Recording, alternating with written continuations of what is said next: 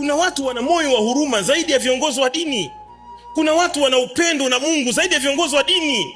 Kuna watu wanampenda Mungu, wanampenda Mungu, lakini mionekano yao sasa ni kama hivi. Mionekano yao ni kama hivi. Wakipita hivi, bwana mambo vapa. Yaani hata vipi aseme, anasema vapa. Ni bwana mambo vapa. Oyo shwari. Fresh mwanangu, haina noma mwanangu. Bwana. Hivi, lakini mioyoni mwao wakipiga magoti, wanabubujika kwa Mungu, wanalia machozi.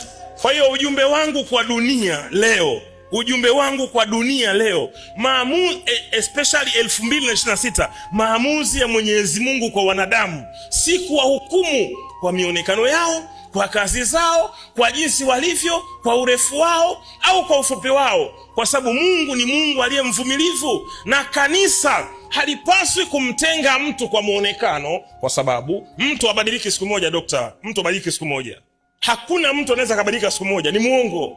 Uwezo ukasema eti nafanya mazoezi ya karate, ndani ya mwezi mmoja uniambie umeiva. Ni uongo. Hakuna mazoezi ya aina yoyote unaweza ukagain ndani ya mwezi mmoja, hakuna.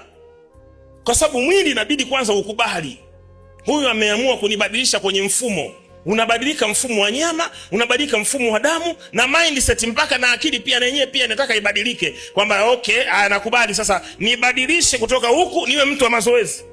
Kila kitu kina process, kina njia ndefu. Ndio maana kupitia ujumbe huu maamuzi ya Mungu yanasemaje? Tusitenge watu. Kwa hiyo sitaki wewe mtu wa kutenga watu. Usimnyoshe mtu kidole hata kama amekosea.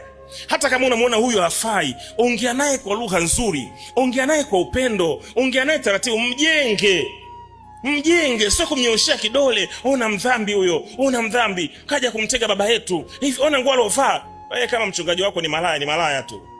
Wanaovaa nguo fupi unaweza ukawashangaa, wana mioyo misafi kuliko wanaovaa nguo ndefu, kwa sababu matendo sio nguo. Sina maana watu watembee uchi, lakini na maana matendo sio moyo, na moyo sio matendo. Matendo yanajulikana kwa tabia na muongozo unaoendelea kila siku. Tunajua huyu ni mtu wa namna hii.